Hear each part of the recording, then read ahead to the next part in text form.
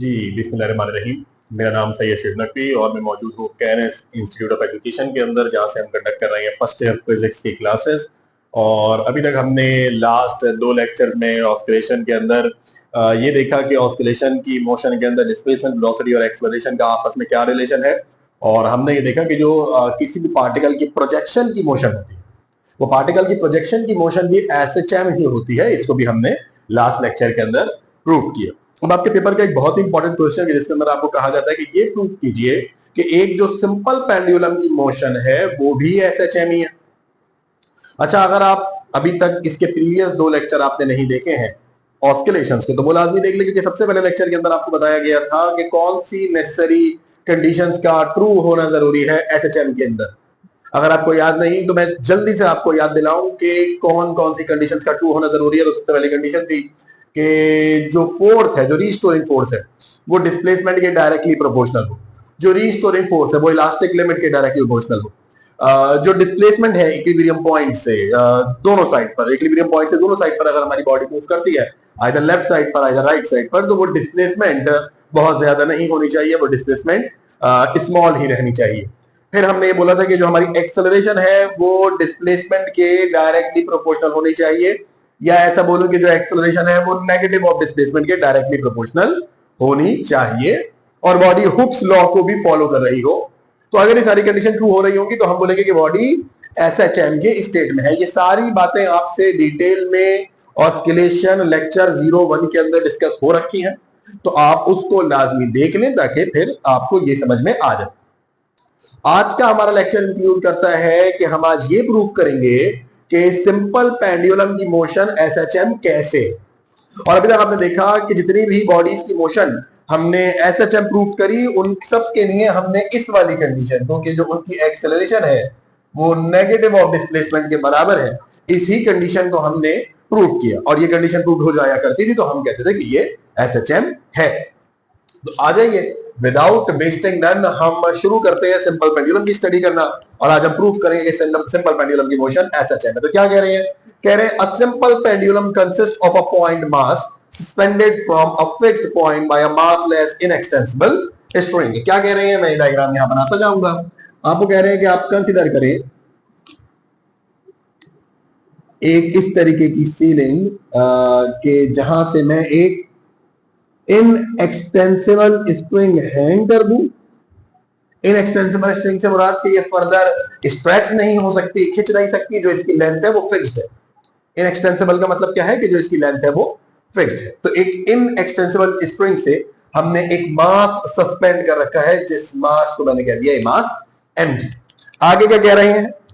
और इस स्प्रिंग की लेंथ को हमने l कह देना है। ठीक है जी। आगे कह रहे हैं एट इक्विलिब्रियम। देखें, यही इक्विलिब्रियम पॉइंट होता है। कैसे है ये equilibrium point?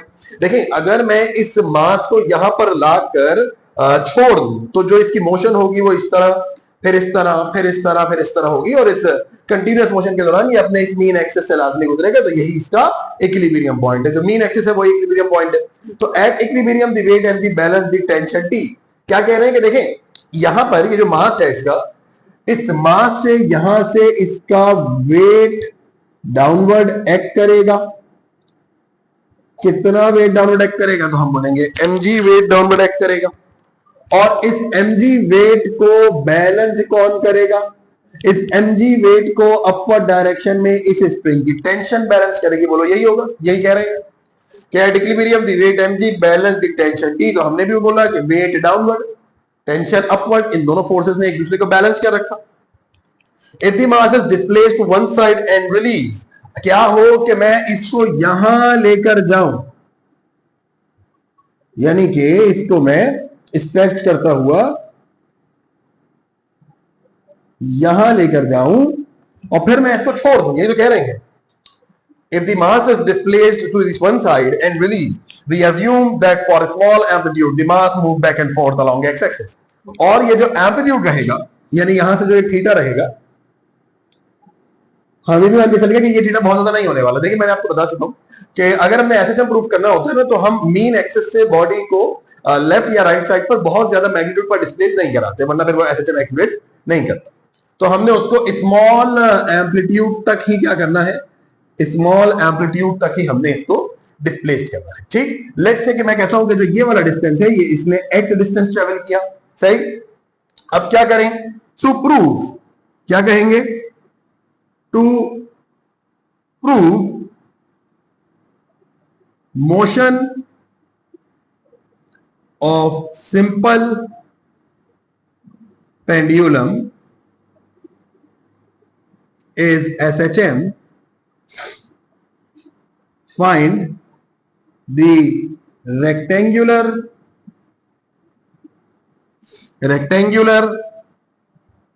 component of weight at point A। Let's say कि मैं इसको पॉइंट A कह देता हूं। अब हम क्या करने लगे, हम ये करने लगे कि अगर हमने इस मोशन, इस पेंडुलम की मोशन को SHM प्रूफ करना है तो हम इस A पॉइंट से वेट के कंपोनेंट निकालेंगे। क्या निकालेंगे, इस एक पॉइंट से हम वेट के कंपोनेंट निकालेंगे। सबसे पहले ये बात देख लेते हैं कि आपको वहां तक का फ्रेम नजर आ रहा है या नहीं नजर आ रहा है। जी, पूरा नजर आ रहा है। तो हम सबसे पहले क्या करेंगे कि हम इस A पॉइंट से वेट के रेक्टेंगुलर कंपोनेंट निकालेंगे और फिर हम देखेंगे कि कौन कौन सी फोर्स किस किस को बैलेंस करे। ठीक है जी, यहां तक तो कोई मसले वाली बात नहीं है, इतनी बात समझ में आती है। चलिए, लेट्स से कि मैं ये कहता हूं कि यहां से इस ऑब्जेक्ट का जो मास है, जो वेट है, वो यहां से ऐसे डाउनवर्ड एक्ट करता है। लेट्स से इसका वेट यहां से कितना एक्ट करता है, यहां से इसका वेट mg।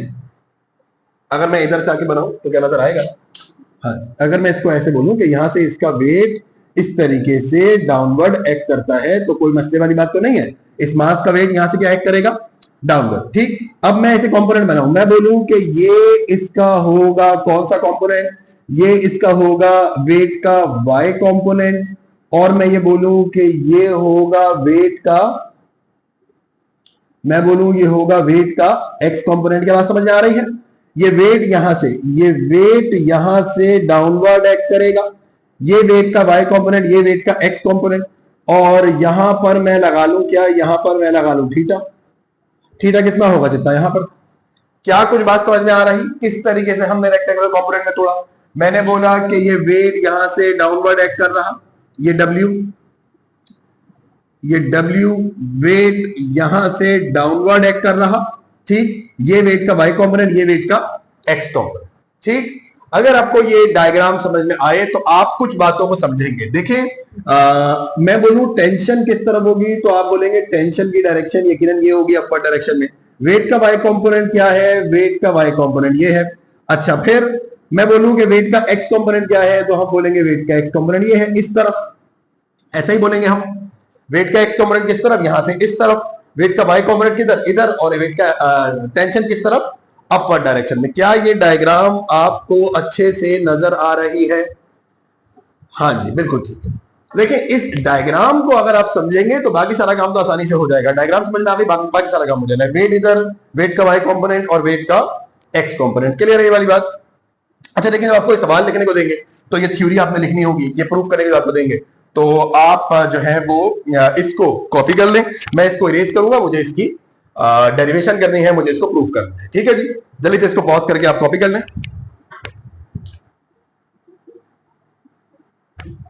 क्या मिटा दें? चले, तो क्या कहानी है देखिए, हमने जब प्रूफ करना था कि इस सिंपल पेंडुलम की जो मोशन है वो SHM है, तो सबसे पहले हमने इसको इसकी रेक्टेंगुलर कंपोनेंट में तोड़ दिया। किसके रेक्टेंगुलर कंपोनेंट में, वेट के रेक्टेंगुलर कंपोनेंट में। अब देखिए, मैं आपको एक बात बताने लगा, देखिए ये लेंथ तो L है ही, ये अपर डायरेक्शन में फोर्स टेंशन। तो मैं यहां ये कहूंगा, मैं कहूंगा यहां पर इस according to the condition the y component of weight is balanced by tension और tension is balanced by the y component of weight, कुछ भी कह लें आप। तो मैं बोलूंगा कि यहां पर जो वेट का y कंपोनेंट है वो टेंशन के बराबर है। ऐसे ही है ना, देखो वेट का y कंपोनेंट यहां से नीचे की तरफ और टेंशन यहां से अपवर्ड, तो ये दोनों एक दूसरे को बैलेंस कर रहे होंगे। तो मैं सबसे पहले कैलकुलेशन करना चाहूँ इसकी वेट के वाई कंपोनेंट की, तो मैं वेट का वाई कंपोनेंट कैसे निकालूंगा? देखो ये थीटा रहेगा मेरे पास, और मुझे ये पता है कि थीटा के सामने वाली साइड परपेंडिकुलर होती है और ये बेस है। तो अगर मैं यहां पर cos थीटा लगाता हूं तो मैं बोलूंगा देखो यकीनन मेरा यहां पर 90 डिग्री का एंगल रहेगा, यहां पर हमारे पास 90 डिग्री का एंगल रहेगा। तो हम ये कहेंगे कि थीटा, देखो 90 डिग्री के सामने वाली साइड हमेशा हाइपोटेनियस, थीटा के सामने वाली परपेंडिकुलर और ये पीछे वाला बेस। तो cos थीटा क्या होता है? Base upon hypotenuse. ट्रिग्नोमेट्री के आपको अगर रेशियो याद हो तो sin theta is equals to perpendicular upon hypotenuse और cos theta is equals to base upon hypotenuse, tan theta is equals to perpendicular upon base. तो cos theta is equals to base upon hypotenuse. तो हम बोलेंगे कि अगर मैं यहां पर इसका बेस देखूं तो बेस क्या होगा? w y, और हाइपोटेनियस क्या होगा? वेट। ये वेट यहां पर अगर मल्टीप्लाई हो जाएगा, w cos theta is equals to weight का y कंपोनेंट। तो मैंने ये कहना है कि वेट का y component is equal to w कितना?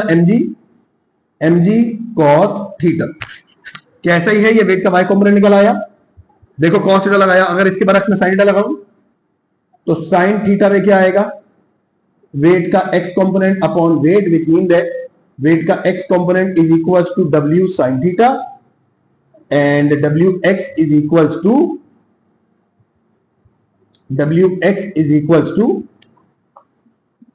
mg sin theta. बोलो ठीक है यहां तक की बात? ये वेट का y component mg cos theta और वेट का x component mg sin theta. ठीक हो गई यहां तक की बात? इसमें तो कोई मसले वाली बात नहीं है। सही है यहां तक की बात? तो अब हमने क्या कहना है? हमने ये कहना है कि आप ये देखें कि हम ये बोलेंगे वेट का x कंपोनेंट आ गया mg sin थीटा और वेट का y कंपोनेंट आ गया हमारे पास mg cos थीटा। तो यहां पे अगर मैं वेट का y कंपोनेंट पुट करूं तो मैं बोलूंगा that tension is equals to mg cos theta, यानी ये फोर्स टेंशन को बैलेंस किए हुए है इस तरीके से। ठीक, अच्छा तो क्या ठीक है यहां तक की बात? इतनी बात समझ में आ गई है कि जो हमारी टेंशन की फोर्स है उसको बैलेंस कर रहा है हमारा वेट का y कंपोनेंट। तो हमने बोल दिया कि टेंशन बराबर हो गई mg cos थीटा। अब अगर आप इस डायग्राम को गौर से देखें तो आपको नजर आएगा कि वेट का x कंपोनेंट किस तरफ है? अंदर की तरफ। वेट का x कंपोनेंट किसकी तरफ है? अंदर की तरफ। यानी मैं ये कह सकता हूं कि वेट का x कंपोनेंट ये वो फोर्स है जो कि ऑब्जेक्ट को इसकी मीन पोजीशन की तरफ ला रहा है। क्या मैं ऐसा कह सकता हूं? ये देखो ये वेट का x कंपोनेंट किस तरफ है? यहां पर अंदर की तरफ। तो क्या मैं ऐसा कह सकता हूं कि जो वेट का x कंपोनेंट है ये वो फोर्स है जो कि ऑब्जेक्ट को इसकी मीन पोजीशन की तरफ लेकर आ रहा है? और अब आप मुझे खुद बताइए वो कौन सी फोर्स होती है जो कि ऑब्जेक्ट को उसकी मीन पोजीशन की तरफ लेकर आए? तो आप बोलेंगे वो रीस्टोरिंग फोर्स होती है। मैंने भी यहां पर ये लिखा। कौन सी फोर्स होती है? वो रीस्टोरिंग फोर्स होती है। तो इसका मतलब है कि वेट का x कंपोनेंट किसके बराबर है? रीस्टोरिंग फोर्स के बराबर। दोबारा बताऊं, मैं ये कह रहा हूं देखो वो फोर्स जो कि ऑब्जेक्ट को उसकी मीन पोजीशन की तरफ लेकर आए वो रीस्टोरिंग फोर्स होती है। यहां पर वेट का x कंपोनेंट ऑब्जेक्ट को इसकी मीन पोजीशन की तरफ लेकर आ रहा है, यानी कि रीस्टोरिंग फोर्स वेट का x कंपोनेंट है। क्या ठीक है यहां तक की बात? तो मैं ये कह रहा हूं कि रीस्टोरिंग फोर्स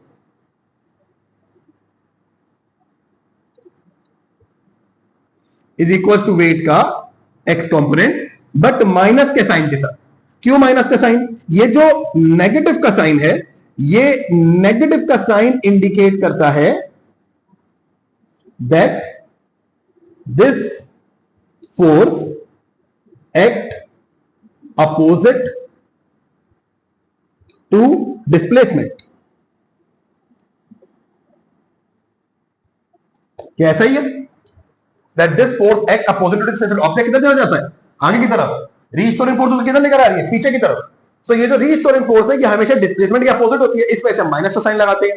देखो ये की कॉन्सेप्ट है एसएचएन कि जो रीस्टोरिंग फोर्स होती है वो हमेशा डिस्प्लेसमेंट के अपोजिट होती है। तो यहां पर भी जो रीस्टोरिंग फोर्स है वो डिस्प्लेसमेंट के अपोजिट है, इसलिए हमने माइनस का साइन लगाया। तो किसी को ये कंफ्यूजन ना रहे कि माइनस क्यों लगाया। तो अगर मैं इसका फॉर्मूला बनाऊं तो क्या बनेगा? रीस्टोरिंग फोर्स का फॉर्मूला बनेगा F इज इक्वल टू, ये हमने कितना बनाया था? mg sin theta. बोले यहां तक की बात ठीक है क्या? इतनी बात समझ में आती, इसमें तो कोई मसले वाली बात नहीं। That F is equal to minus mg sin theta. सही, पॉज करके कॉपी कर लो, इसको कॉपी करो, इसको मिटा देंगे। तो हमने क्या बताया? हमने ये बताया कि जो यहां पर टेंशन है इसको बैलेंस कर रहा है वेट का y कंपोनेंट और रीस्टोरिंग फोर्स बराबर है वेट के x कंपोनेंट के। समरी लिख रहे हैं तो बस कहानी इतनी ही है। ठीक, मिटा दें। चलो जबरदस्त। अब क्या कहानी है, हमने बात करनी है वेट के एक्स कंपोनेंट। देखो हमने इसको एसएचएम प्रूफ करना है, एसएचएम प्रूफ करना है तो हम वहां पर रीस्टोरिंग फोर्स की बात करनी पड़ेगी। तो हमने क्या बोला कि रीस्टोरिंग फोर्स बराबर है किसके, negative of M G sine theta के। टेंशन की तो फॉर्मुलेशन करा दी, बस टेंशन से लेना देना भी हमें कुछ नहीं है। अभी तो हमने रीस्टोरिंग फोर्स को लेके बनाना है ना, क्यों, क्योंकि हम तो ये प्रूफ करना चाहते हैं that acceleration is negative, is directly proportional to negative of displacement.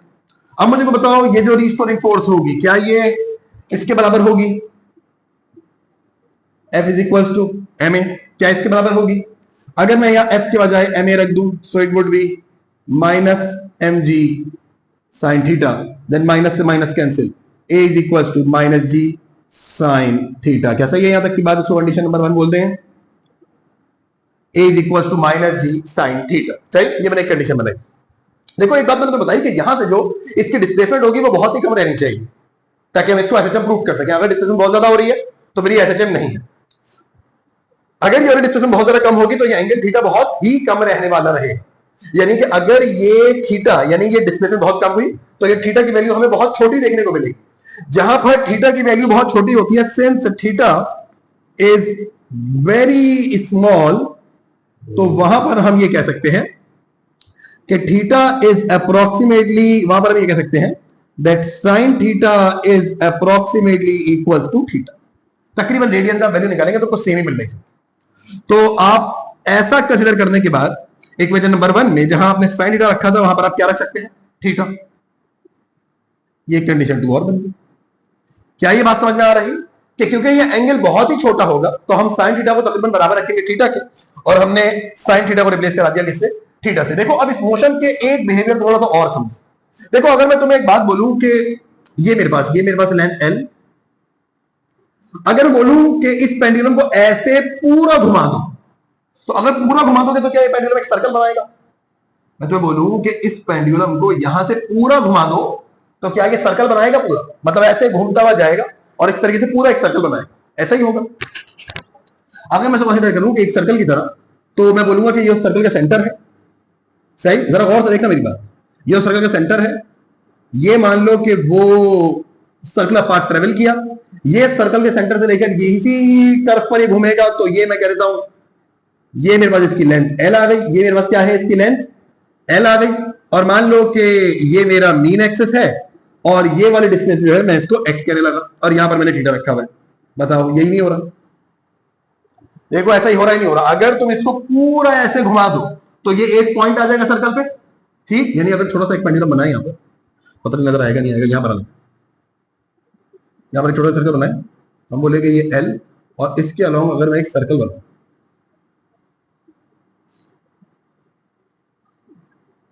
और बोलूं कि ये मेरे पास L आ गया, यहां से एंगल थीटा आ गया, और ये वाला डिस्टेंस जो है इसको मैंने x बोल रखा। ये कह रहा हूं मैं, कुछ आ रही बात समझ में?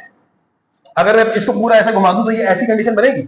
अब ये सारी बातें मैं तुमसे क्यों कर रहा हूं? देखो अगर तुम लोगों ने ट्रिग्नोमेट्री पढ़ी है, तुम्हें पता है वहां पर आर्क लेंथ का फॉर्मूला क्या बनता है, x is equal to L theta. शायद तुमने इसको मैट्रिक की बुक में ऐसे पढ़ा, L is equal to R theta. वहां पर R L ये आर्क लेंथ रहती थी, यहां पर आर्क लेंथ ये x है, R रेडियस रहता था, यहां पर रेडियस ये L है, और ये थीटा। अगर इससे थीटा की वैल्यू बनाऊं तो इससे थीटा की वैल्यू क्या बनेगी, x बाय L, बोलो यही बनेगी। अगर इससे थीटा की वैल्यू बनाऊं तो इससे थीटा की वैल्यू क्या बनेगी, x बाय L, और मैं यहां पर थीटा के बजाय रख दूं x बाय L, तो क्या इतनी बात समझ में आती है? और मैं इसको ऐसे कहूं कि इस वाली वैल्यू को ऐसे लिखें कि नेगेटिव का g upon L times x। तो देखो ये gravity, g for gravity and L for length, तो पेंडुलम की लेंथ और ग्रेविटी ये दोनों वैल्यू कांस्टेंट है, ये दोनों वैल्यू चेंज नहीं होंगी। तो मैं कह सकता हूं since g by L is constant, g by L is constant, और कहीं से हम कांस्टेंट को हटाएं, अगर मैं यहां से इस कांस्टेंट को हटाऊं तो देखो मैं इसको ऐसे लिख सकता हूं, माइनस का कांस्टेंट x, भाई ये पूरा क्या है, g बाय L कांस्टेंट। तो अगर यहां से मैं कांस्टेंट को हटाऊं तो यकीनन क्या आनी चाहिए, प्रोपोर्शनैलिटी। कांस्टेंट को हटाऊं तो क्या आनी चाहिए, प्रोपोर्शनैलिटी। और अब जरा देखो ये वो कंडीशन बन गई जो कि नेसेसरी थी ऐसा प्रूफ करने के लिए, the acceleration is directly proportional to negative of displacement. क्या बना, acceleration is directly proportional to negative of displacement. This proves that the motion of simple pendulum is SHM, simple harmonic motion. कुछ आ रही बात समझ में? This prove that the motion of simple pendulum is SHM. अगर तुमसे paper में कहते हैं कि प्रूफ करो तो यही लिखकर आ जाना, तुम्हें पूरे मार्क्स मिल जाने हैं कि acceleration is directly motion to negative of displacement. इस तरीके से प्रूफ कर दो। देखो सारी बातें लॉजिकल, गौर से देखो, समझो, कोई सवाल हो तो पूछो, करो इसको सब जल्दी से।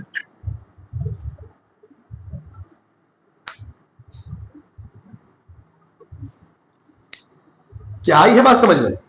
ये वाला पॉइंट समझ में आया है कि अगर मैंने यहां पर एक सीलिंग लगाई और इसको मैं एक सर्कल कंसीडर करूं तो ये रेडियस हो जाएगा उस सर्कल का, ये आर्क लेंथ हो जाएगी। आर्क लेंथ का फॉर्मेट ट्रिग्नोमेट्री में पढ़ते थे, that arc length is equal to radius multiply by theta. यहां रेडियस l है, आर्क लेंथ x है, इनटू थीटा ये बनाया, इस थीटा की वैल्यू बनी, यहां पुट किया g y l कांस्टेंट हटाया, प्रोपोर्शनलिटी आ गई और प्रूव हो गया that acceleration is directly proportional to negative of displacement. क्या सही है यहां तक की बात? इतनी बात समझ में आ गई? बेहतरीन। चलो एक चीज हम और कैलकुलेट करते हैं। वैसे तो अगर तो मैं कहे ना कि प्रूफ करो सिंपल पेंडुलम की मोशन एफिशिएंट, तो तुम्हें इतना ही करना है। एक चीज हम एडिशनली कर रहे हैं, एक फॉर्मुलेशन, और वो है फ्रीक्वेंसी ऑफ सिंपल पेंडुलम। कैसे निकालेंगे फ्रीक्वेंसी ऑफ सिंपल पेंडुलम? इसको एक कंडीशन नंबर 3 बनाकर याद रखना कि ये तुम्हारी कंडीशन नंबर 3 बनी हुई है, ठीक है?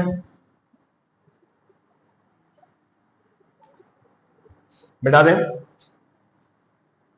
चलो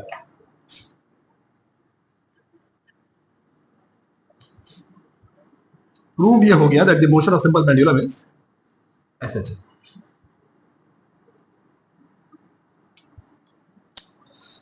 चलो क्या कैलकुलेट करने लगे? Frequency and time period of simple pendulum, या पहले टाइम पीरियड निकालेंगे, frequency, time period and frequency of simple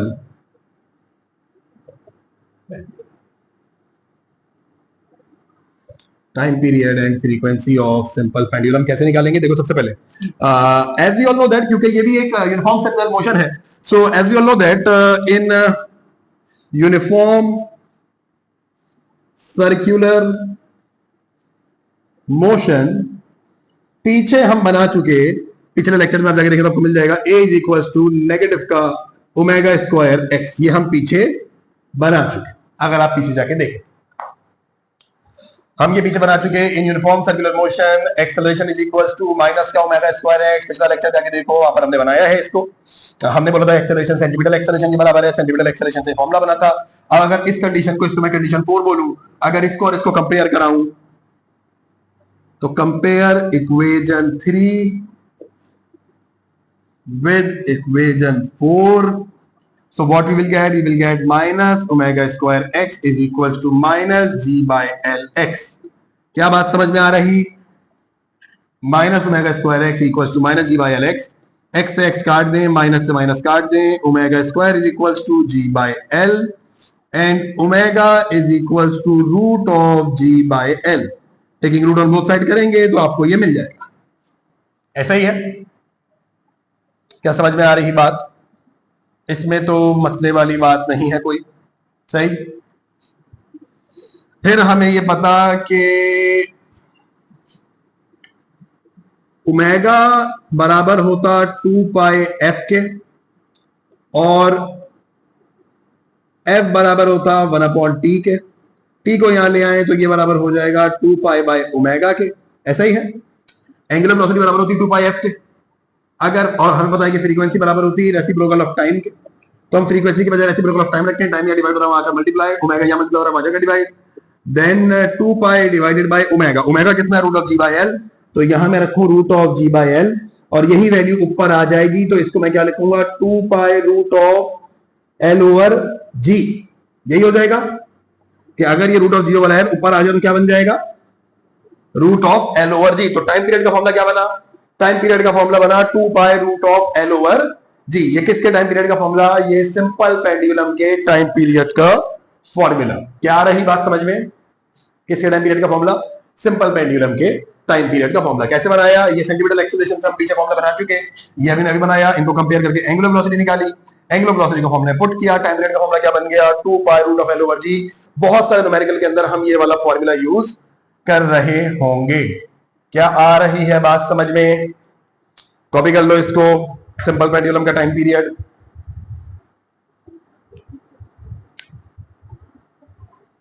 और अगर इसी से हमने फ्रीक्वेंसी निकालनी हो तो टाइम पीरियड को मिटा दें। इसी से अगर हमने फ्रीक्वेंसी निकालनी हो तो हम कैसे निकालेंगे? कुछ भी नहीं करो, इसी को रेसिप्रोकेट कर दो, हम बोलेंगे फ्रीक्वेंसी किस तरीके से निकलेगी फ्रीक्वेंसी? हम बोलेंगे फ्रीक्वेंसी निकलेगी बहुत आसानी से। कैसे? इसका रेसिप्रोकेट कर दो, इसको ऐसे लिखो 1/2 pi root of G over L, it is the formula for frequency. Frequency is equal 1/2 L, ये था 2 pi root of L over G, ये क्या होगा 1/2 pi root of G over L. बस इसको उल्टा कर दो, जब इसको उल्टा कर दोगे तो फ्रीक्वेंसी का फॉर्मूला, ये फॉर्मूला बन गया टाइम पीरियड का। टाइम पीरियड का फॉर्मूला दोबारा लिख दो एक दफा। टाइम पीरियड का फॉर्मूला क्या? 2 pi root of L over G, इसी का रेसिप्रोकल किसके बराबर? फ्रीक्वेंसी के बराबर। तो ये था सिंपल पेंडुलम, और हमने ये प्रूव किया that the motion of simple pendulum is SHM. क्या आ रही है बात समझ में? ये हमारी चल रही है ऑस्किलेशंस की सीरीज, और इसमें अभी तक हमारा लेक्चर नंबर 3 था। इन अ वेरी नेक्स्ट लेक्चर हम स्टडी करेंगे about the law of conservation of energy in SHM. तब तक इसको पढ़ते रहिए। अल्लाह।